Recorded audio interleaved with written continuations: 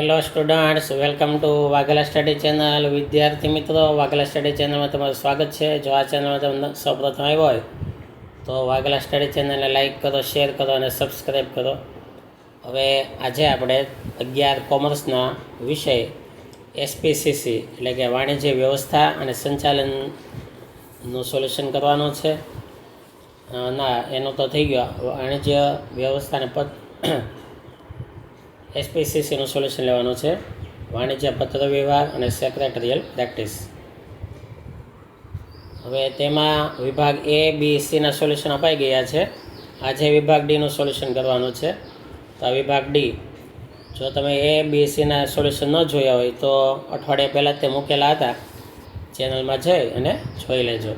હવે વિભાગ ડીનું સોલ્યુશન, તેમાં સૌપ્રથમ પ્રકરણ 6, તેના આટલા સવાલો છે. હવે એના જવાબો. જો સવાલ પહેલો, ઓર્ડરનો અમલ કરતા પત્રમાં શું હોવું જોઈએ? તો જવાબ કે ઓર્ડરનો અમલ કરતા પત્રમાં સામાન્ય રીતે આટલી બાબતો જોઈએ. પહેલું, માલ સામાન ક્યારે મોકલવામાં આવ્યો છે તેની વિગત. બીજું, માલ સામાન કેવા પેકિંગમાં મોકલ્યો છે તેની વિગત. ત્રીજું, માલ સામાન કયા માધ્યમથી મોકલ્યો છે તેની વિગત. પછી ચોથું, ગ્રાહકની સૂચનાઓનું કઈ રીતે પાલન કર્યું છે તેની વિગત. ઉપરાંત બિલની નકલ, ટ્રાન્સપોર્ટ રસીદ, રેલવે રસીદ, વીમા રસીદ, માલ વહન રસીદ મોકલાવવી જોઈએ. હવે બીજો સવાલ, ઓર્ડર રદ કરતા કોઈ પણ 3 કારણો આપો. જો બધા હવે વાંચતો નથી કેમ કે વિડીયો મોટો થઈ જશે નહીંતર. તો આટલા કારણો હોય છે, બરાબર. આમાંથી કોઈ પણ 3 લખશો તો ચાલશે. ત્રીજો સવાલ, કયા કારણોસર વેચાણકર્તા તરફથી ખરીદનારે આપેલા ઓર્ડરને રદ કરતો પત્ર લખવો પડે છે? જો આ બધા કારણો, આગ લાગી હોય તો, ટ્રાન્સપોર્ટની હડતાલ હોય તો, કુદરતી આપત્તિ, તોફાન, કાચા માલની અછત વગેરે. ચોથો સવાલ, ગ્રાહકે ઓર્ડર પત્રમાં દર્શાવેલ માલ સામાન ઉપલબ્ધ ન હોય ત્યારે વેચાણકર્તાએ શું કરવું જોઈએ? તો તેમાં 3 વસ્તુ થાય કે તે ગ્રાહક પાસે વધુ સમયની માગણી કરે. બીજું, તે ગ્રાહકને વિનંતી કરી ઓર્ડરનું પાલન કરે. અને ત્રીજું, તે ગ્રાહકને અવેજી માલ સામાન વિશે રજૂઆત કરશે. 5મું, વેચાણકર્તાને ઓર્ડર મળ્યા પછી જો માલ સામાન મોકલવામાં વિલંબ થાય તેમ હોય તો શું કરવું જોઈએ? તો આટલું એમાં હોય. હવે પ્રકરણ વિભાગ 2નું પ્રકરણ 1, તેના આટલા સવાલો છે. પહેલાંનો જવાબ, સેક્રેટરીના પ્રકારો. તો આટલા પ્રકારો હોય. બીજો સવાલ, મંડળના સેક્રેટરીમાં કોનો સમાવેશ થાય છે? તો તેમાં આટલો આવશે. ચોથું, કંપની સેક્રેટરી સંચાલક મંડળના અંકુશ હેઠળ કામ કરે છે, સમજાવો.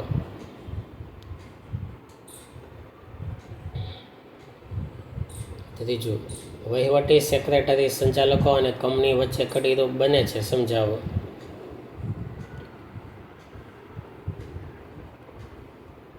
પાંચમું, સેક્રેટરીના લક્ષણો જણાવો.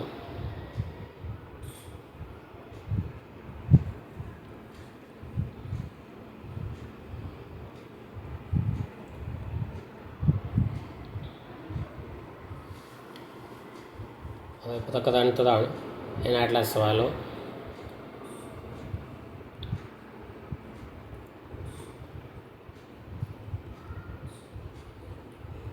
પહેલો, શા માટે દરેક સંચાલકે લેખિત સંમતિ આપવાની હોય છે?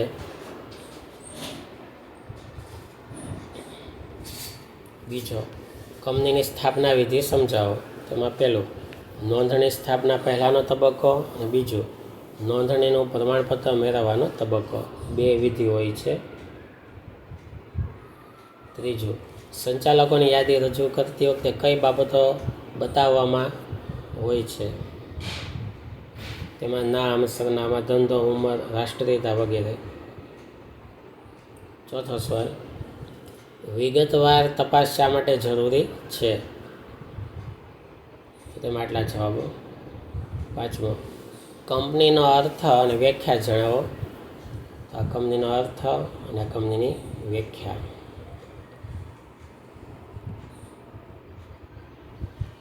હવે પ્રકરણ 4, તેના આટલા સવાલો. જવાબો. પહેલો, જવાબદારીની કલમમાં કેવી રીતે ફેરફાર થઈ શકે? તો જવાબ, શેરની બાકી જવાબદારીમાંથી જવાબદારી ઓછી કરવામાં આવે કે બાકી રહેલ શેરની જવાબદારી નાબૂદ કરવામાં આવે. બીજો, કંપનીનું નામ નરેન્દ્ર મોદી ટેક્સટાઇલ્સ લિમિટેડ રાખી શકાય નહીં. કેમ? કઈ કલમ લાગુ પડે? વિગતે સમજાવો. જવાબ, કંપનીનું નામ નરેન્દ્ર મોદી ટેક્સટાઇલ્સ લિમિટેડ રાખી શકાય નહીં કારણ કે કંપનીનું નામ રાષ્ટ્રપતિ, રાષ્ટ્રપિતા, રાષ્ટ્રનેતા કે રાષ્ટ્રની મહાન વ્યક્તિઓ સાથે સંકળાયેલું રાખી શકાય નહીં. નામની કલમ તેમાં લાગુ પડે છે. નામની કલમ મુજબ કંપનીનું નામ રાજ્ય કે કેન્દ્ર સરકારનો ભ્રમ ઊભો કરે તેવું હોવું ન જોઈએ. તેથી જો નરેન્દ્ર મોદી નામ રાખવામાં આવે તો વિસંગતતા લોકોમાં ઊભી થાય છે.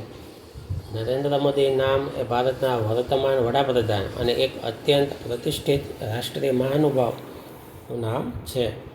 કંપની રજિસ્ટ્રાર દ્વારા આવા નામની મંજૂરી આપવામાં આવતી નથી કારણ કે તે ગેરમાર્ગે દોરે છે. ત્રીજો સવાલ, આવેદનપત્રમાં સૌથી અગત્યની કલમ ધ્યેયની કલમ ગણાય છે. સમજાવો. ચોથો સવાલ, આવેદનપત્ર એ કંપનીનો મહત્વનો દસ્તાવેજ છે. સમજાવો.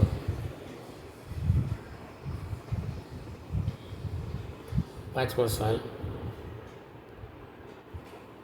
એક જ શહેરમાં ઓફિસ પરિવર્તન કેવી રીતે કરવામાં આવે છે?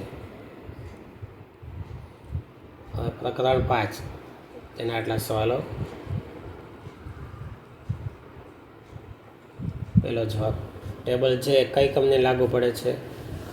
જવાબ, અમર્યાદિત જવાબદારીવાળી કંપની કે જેમાં શેર મૂડી ન હોય તેવી કંપનીને ટેબલ જે લાગુ પડે છે. બીજો, ટેબલ આઈ કોને લાગુ પડે છે? ત્રીજો સવાલ, ટેબલ એચ કઈ કંપની લાગુ પડે છે? ચોથો સવાલ, ટેબલ જીમાં કઈ બાબતોનો સમાવેશ કરવામાં આવે છે? પાંચમો, નિયમન પત્રમાં કઈ કઈ જોગવાઈઓનો સમાવેશ કરવામાં આવે છે? પ્રકરણ 7, પહેલો જવાબ, શેરની લાક્ષણિકતાઓ જણાવો. તો તેમાં પહેલું, શેર મૂડીનો હિસ્સો. બીજું, કંપનીમાં રહેલું હિત. ત્રીજું, જંગમ મિલકત. ચોથું, મુક્ત ફેરબદલી. પાંચમો, હક અને જવાબદારી. છઠ્ઠું, લાભ અને વળતર. બીજો સવાલ, સ્વેટ ઇન્ડિયા શેર દ્વારા સંચાલકો તેમજ કર્મચારીઓને મળતા ફાયદાઓ જણાવો. ત્રીજો સવાલ, શેર પ્રમાણપત્ર અંગે કંપની ધારાની જોગવાઈઓ જણાવો. ચોથો સવાલ, ઇક્વિટી શેર એટલે શું? તેના પ્રકારો જણાવો.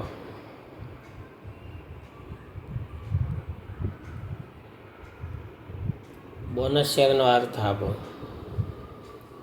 બોનસ શેર એટલે શું? કંપની તેના એકત્ર થયેલા નફામાંથી કોઈ પણ અવેજ વગર તેના વર્તમાન શેર હોલ્ડરોને પ્રમાણસર વધારાના શેર આપે તેને બોનસ શેર કહે છે. અને બોનસ શેર કેવા સંજોગોમાં બહાર પાડી શકાય અને બોનસ શેર કઈ રકમમાંથી આપી શકાય? તો કોઈ પણ અનામતમાંથી આપી શકાય, નફા નુકસાન ફાળવણી ખાતાની જમા બાકીમાંથી આપી શકાય, શેર પ્રીમિયમ ખાતાની જમા બાકીમાંથી આપી શકાય, ડિબેન્ચર પરત નિધિની વધારાની રકમમાંથી આપી શકાય, અને પાંચમું, મોટી નફાની રકમમાંથી પણ આપી શકાય. તો આ સાથે અહીંયા વિભાગ ડી પૂરો થાય. ખૂબ જ ઇઝી વિભાગ ડી છે. તો આ રીતે તૈયારી કરજો. અને દરેક વિભાગની પીડીએફ જોતી હોય તો નીચે ડિસ્ક્રિપ્શનમાં લિંક આપેલી છે, ઉપરાંત પોસ્ટમાં પણ લિંક અપાયેલી છે. તો તેમાં તમે જઈ અને પીડીએફ લઈ શકો છો. Thank you very much.